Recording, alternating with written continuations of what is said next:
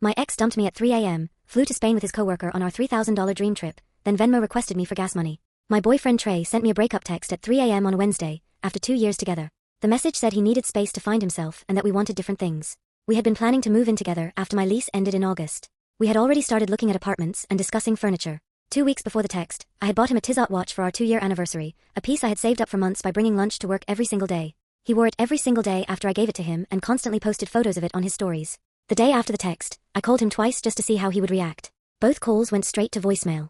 I sent 3 texts asking if we could talk. I checked his social media and discovered he had unfriended me on Facebook and made his Instagram private. Classic move from someone who thinks they are being clever. Thursday morning, my coworker Yasmin showed me something on her phone during our coffee break. She held it up excitedly and said, "Look where Trey is right now." Clearly thinking this was exciting vacation content to share with his girlfriend. The location tag read Barcelona, Spain. The first story showed a hotel room with 2 separate beds and expensive bedding. The second showed breakfast with 2 coffee cups and pastries. The third showed Trey wearing my anniversary watch, smiling directly at whoever was taking the photo. I recognized the hotel immediately. We had bookmarked it 6 months earlier when we were planning a trip we never took, the same trip we had researched together for weeks, comparing flight prices and reading reviews. The trip that cost $3,000 per person, according to the detailed budget spreadsheet we had built together. Yasmin scrolled to the next story, still excited to show me what she thought was cool vacation content. A girl with blonde hair and a nose ring was tagged. Gemma. I knew her. She worked in Trey's office as a social media coordinator. She was 22 years old. I had met her at his company holiday party in December. The final story showed both of them at Park Güell, taking selfies together. Gemma was wearing a sundress I had saved in my online shopping cart but never bought because I thought $180 was too expensive. Trey had his arm around her waist in the exact same pose we used to do for photos. Yasmin was looking at me expectantly, probably waiting for me to get excited or ask who the girl was. I just said thanks for showing me and walked back to my desk. I screenshotted everything before the 24-hour stories expired and sent them to my friend Liana. "Look at this absolute clown," I texted her. Trey had blocked me on Instagram but deliberately left his stories public for everyone else to see. This man thought he was being so smart but had absolutely no idea how pathetic he looked. Friday afternoon, I received a Venmo request from Trey. The amount was $47. The description read, "Gas money, thanks." I burst out laughing. He had blocked me on every platform except Venmo, the one app where money changes hands, and he actually thought I would pay him while he was in Spain with another woman. I called Liana immediately. "You are not going to believe this. This clown just asked me for gas money while he's in Barcelona." Liana couldn't stop laughing either. Saturday evening, they posted photos from a rooftop restaurant in Barcelona that I recognized from our shared Pinterest board. Gemma was wearing my watch on her wrist like a bracelet because it was too large for her frame. The watch I had saved for 3 months to afford. Sunday night, they returned to Chicago. Trey posted a photo at O'Hare Airport with the caption, "Back to reality." He was no longer wearing the watch anywhere in the photo. Monday morning, I was checking Gemma's Instagram highlights, which were completely public. Among her Barcelona stories was something that made me stop dead in my tracks. She had posted a screenshot of her own Venmo payment with a caption about finally sending money for their dream trip. The screenshot showed $1,847 sent to Trey with the description, "Barcelona Fund." The timestamp read Tuesday, 11:23 p.m., 4 hours before he sent me the breakup text. I screenshotted that transaction and sent it to Liana with crying laughing emojis. This man had left a paper trail of his entire scheme. Thursday morning, exactly 1 week after the breakup text, I received another Venmo request, this time for $23. The description read, "Coffee run, you know you want to." He had included the same emoji he used to send me when we were together. I looked at his smiling profile photo, where he was still wearing my watch, and started laughing again. This man actually thought he could treat me like his personal ATM after everything he had done. But here's what he did not realize. I knew exactly how to make him come crawling back, and when he did, he was going to regret ever underestimating me. First update. Exactly 1 week after Mr. I Need Space sent that pathetic breakup text, I decided enough was enough. I called his office directly and asked to speak with Trey about a personal matter regarding shared expenses. The receptionist put me through immediately. When he picked up, I could hear him scrambling to find somewhere private. He started with a nervous laugh and said he couldn't talk because he was in meetings all day. I told him that was interesting since he seemed to have plenty of time for Instagram stories and Venmo requests. The silence was golden. He got defensive and said we needed to be mature about this breakup and that meant giving each other space to process. I asked him directly about Gemma and the Barcelona trip. He had the nerve to tell me I was imagining things and that Gemma was just a work friend who happened to be on vacation at the same time. When I mentioned the $1,847 transaction, he went completely silent for about 30 seconds. Then he claimed that was him paying her back for covering his share of team lunch expenses over several months. Team lunch expenses. For $1,847. This man truly believed I was born yesterday. He insisted I was making connections that were not there and that my behavior was becoming concerning. When I asked about my watch, he said he forgot he was wearing it and would return it soon. I told him I wanted it back by Friday and that we needed to meet in person to discuss our shared belongings. He agreed, but only if we met somewhere public. Wednesday afternoon, my sister Vivian called me, completely losing her mind. Our mutual friend Edgar had seen Trey's Barcelona stories and told his girlfriend, who told Vivian's roommate, who finally told Vivian. Small world. But here is where it gets interesting. Edgar mentioned that at a work happy hour in January, Trey had been complaining about how expensive I was and how I always wanted to do costly activities. This was news to me, since I was the one paying for most of our dates and skipping lunches to save money for his anniversary present. Vivian was furious and wanted to drive to his apartment immediately. I had to talk her out of it because watching this man dig his own grave was far more entertaining than having my sister tear him apart. Thursday morning, Trey texted saying he wanted to push our meeting to Saturday because work was crazy. The audacity. I told him Friday at 6 p.m. at the coffee shop near his office, or I would be happy to discuss everything publicly at his workplace instead. Suddenly his schedule opened right up. But wait, it gets better. Thursday afternoon, I was at Target when I ran into Gemma in the makeup aisle. The moment she saw me, she froze like a deer in headlights and actually tried to hide behind a display of foundation.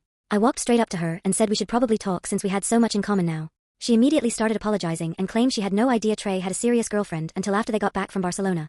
I asked how that was possible given that she had met me at the company holiday party in December. She claimed she thought I was just some random date and that Trey had told her we had broken up months ago. When I showed her the screenshot of her Venmo payment time-stamped 4 hours before he broke up with me, her face went completely white. She started rambling about how Trey had been talking about the trip for weeks and told her he needed a vacation after ending a toxic relationship. Toxic. He used money I gave him for fake emergencies, took her to a hotel we had bookmarked together, and wore the watch I bought him, while calling me toxic to his side piece. Gemma kept saying she never would have gone if she had known the truth. I told her she could keep feeling terrible because I honestly did not care about her guilt. What I cared about was that she was clearly being played just as much as I was. When I asked about my watch, she got even more uncomfortable. Apparently Trey told her it was a gift from his grandmother with sentimental value. This lying piece of work gave my anniversary present to another woman and made up a story about dead relatives. The conversation lasted about 10 minutes, but I learned more from her than I had from Trey all week. She mentioned that he had been planning to ask his boss for a promotion and believed that dating someone from the office would help his image. She also said he had been looking at expensive apartments way outside his budget and complaining about needing more money. When I got back to work Friday, I finally told Yasmin what had actually happened. She was shocked and kept apologizing for being so excited when she showed me those Barcelona stories. I told her it was not her fault, she had no way of knowing. That evening I called Vivian and told her everything. She immediately started connecting, I had not even considered. Trey had been asking me about my savings account balance and my promotion timeline at work. He had been curious about my family's financial situation and whether my parents would help with a house deposit. He had even suggested just last month that I should look into higher paying jobs. Everything started making sense in the worst possible way. This man had not just decided he needed space to find himself. He had been actively planning his exit while figuring out how to upgrade every aspect of his life. The Barcelona trip was not a spontaneous romantic getaway. It was a calculated test run with someone who could potentially advance his career and fund his lifestyle in ways I apparently could not. Second update. I cannot even begin to describe what went down at that Friday coffee shop meeting. I thought I was prepared. I was not. Friday finally arrived and I was sitting in that coffee shop watching Trey walk in 15 minutes late, looking like he would rather be literally anywhere else. He sat down and immediately launched into a prepared speech about wanting different things and how we would both be happier apart. I let him finish his entire monologue before I pulled out my phone and showed him every screenshot I had taken, the Barcelona trip photos, Gemma's Venmo payment, his Instagram stories, all of it. He immediately claimed I was stalking him and violating his privacy by screenshotting his public social media posts. When I brought up my conversation with Gemma, he completely lost it and said she had no right to discuss their private business with me. When I asked if he had been planning this for weeks, he told me I was being paranoid and creating conspiracy theories. When I mentioned what Gemma told me about him claiming we had broken up months ago, he said she must have misunderstood because she was young and dramatic. This man blamed a 22-year-old for his own lies.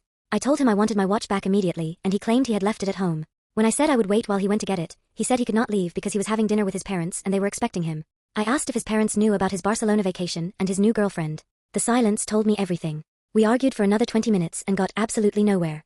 He kept deflecting while I kept presenting facts. Finally I told him he had until Sunday to return my watch and figure out how he was going to handle this situation like an adult.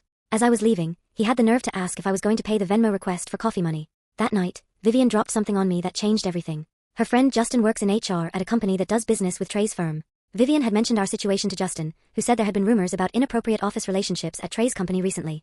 HR had been paying close attention. Suddenly I understood why Trey was so panicked during our meeting. He was not just worried about gossip, he was potentially about to lose his job. Sunday came and went with no word about my watch.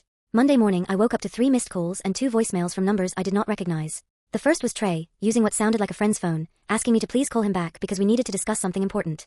The second, also clearly Trey, said he had my watch and wanted to return it but needed to explain something first. The desperation in his voice told me everything I needed to know.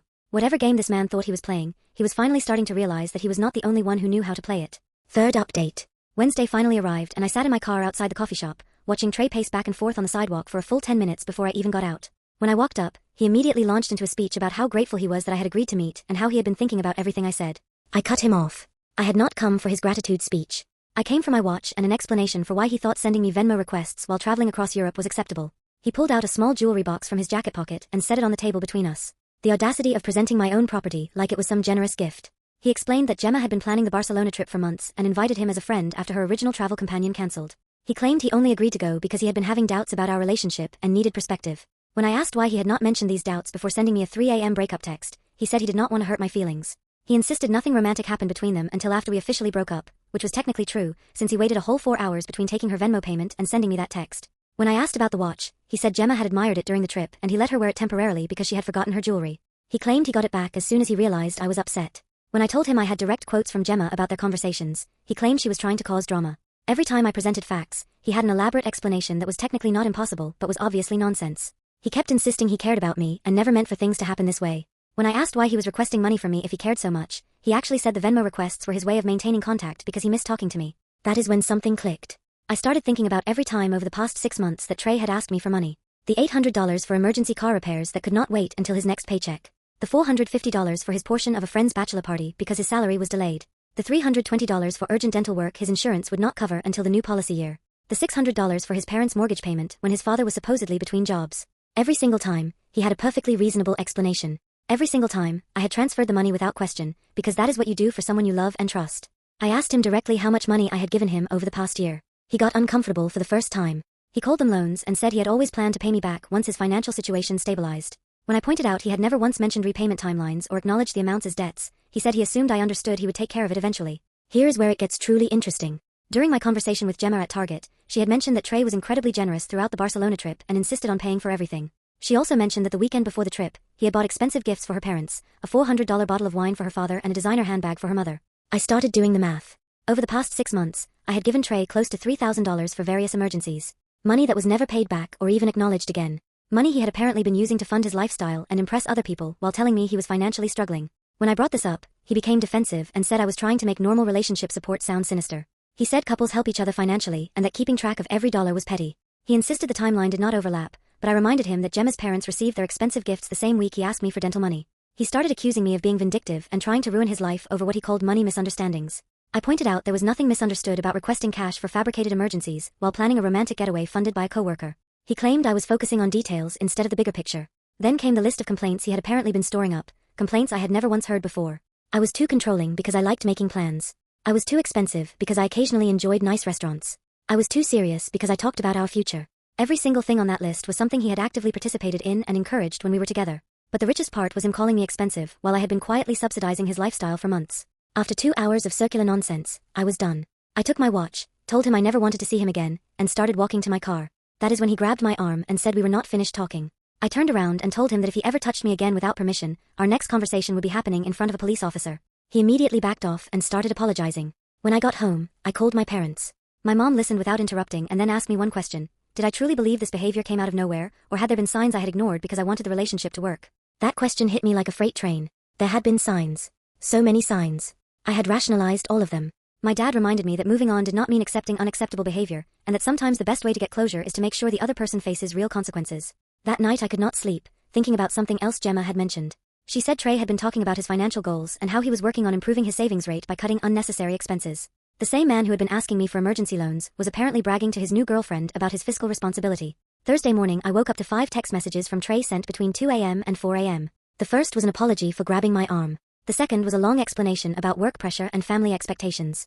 The third claimed he still had feelings for me and regretted how everything played out. The fourth was where things got really interesting. He admitted that the Barcelona trip had been a mistake and that he had been trying to convince himself he had feelings for Gemma when really he was just scared of commitment. The fifth message asked if we could try couples counseling. This man, who had sent me a breakup text at 3 a.m. and immediately left the country with another woman, was now suggesting we work on our relationship. Vivian pointed out that every single message was focused on what Trey wanted and how Trey felt, with no acknowledgement of how his actions had affected me. Even his apologies were just excuses wrapped in sorry-sounding language. Friday afternoon, my mom called asking if I had heard from Trey's parents. Apparently his mother had called mine asking if there was anything they should know about why Trey seemed so upset. My mother simply said that Trey and I had broken up and that it might be best for his parents to talk to him directly. Trey's mom also mentioned they had been expecting to meet Gemma at Sunday dinner, because Trey had told them he was dating someone new from work. This man had been introducing his rebound to his family, while simultaneously texting me about couples counseling. He was playing multiple angles at once and lying to everyone in his life to maintain whatever narrative served him in the moment. His parents thought he was happily moving on. Gemma probably thought they were building something serious. I was supposed to believe he was confused and wanted to reconcile. And his workplace was investigating whether his relationship with Gemma violated company policy. The man had built a house of cards. And he had no idea it was about to come down. Final update. I am typing this with the biggest smile on my face. Saturday night, Vivian called with more news from Justin in HR. There was now a formal complaint about an employee violating workplace policies involving relationships and expense reports. Someone at Trey's company had been tracking his Barcelona trip and his situation with Gemma. This explained everything, why Trey was so desperate during our coffee meeting, why he was suddenly texting me at 3 a.m. begging to reconcile. He was not just worried about gossip. He was potentially about to get fired. Sunday afternoon, I drove to Trey's parents' house, knowing Gemma would be there for their big family dinner introduction. I did not have a master plan. I just wanted everyone to finally know the truth. His mom answered the door and seemed genuinely happy to see me. She brought me into the living room where Trey was sitting with Gemma, looking all couple-y, while his dad asked her about her job. The look on Trey's face when he saw me was priceless. Pure terror mixed with fury that I had actually showed up. His parents were acting like everything was perfectly normal, talking about how nice it was that we could all be friends after the breakup. That is when I realized Trey had never told them we had broken up just 2 weeks ago. They thought our relationship had ended months earlier, which is why they were relaxed about him bringing someone new around. I sat down and told his parents there might be some confusion about when things had actually happened. I explained that Trey sent me a breakup text 2 weeks ago at 3 a.m. and immediately went to Barcelona with Gemma. Trey started interrupting, claiming I was confused about dates. I pulled out my phone with all the screenshots, the breakup text, his Instagram stories from Barcelona, my watch on Gemma's wrist, all of it. Gemma's face went white looking at the evidence. She finally understood that Trey had lied about literally everything regarding our relationship timeline. Then I told his parents about all the fake financial emergencies. The $800 for car repairs. The $450 for the bachelor party. The $320 for dental work. The $600 for their mortgage when his father was supposedly between jobs. His dad stood up from his chair. What the hell are you talking about? I was never between jobs. We never needed help with our mortgage. His voice got louder with each word. Trey started shrinking into the couch. His mom asked about the dental problems, saying Trey had never mentioned any dental issues to them. When I showed her the text where he asked me for that money, she started shaking her head saying, "This cannot be real." Gemma mentioned that Trey had bought expensive gifts for her parents the week before Barcelona, the $400 wine and the designer handbag. His mom's eyes went wide and she asked where he had found money for expensive gifts when last month he had been crying to them about needing $1,200 for an apartment deposit because he was completely broke. His dad was pacing the room.